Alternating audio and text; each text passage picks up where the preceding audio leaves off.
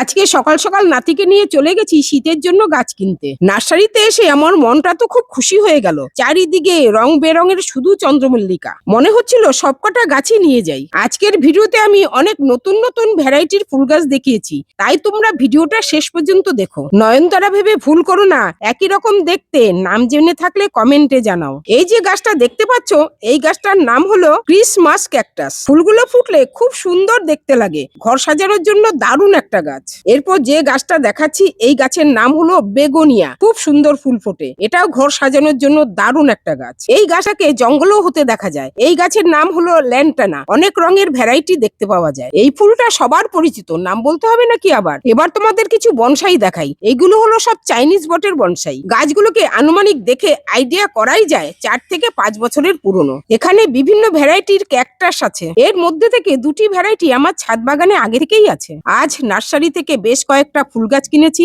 আজকে আর দেখালাম না, অন্য ভিডিওতে তোমাদের দেখাবো। আজ তাহলে টাটা।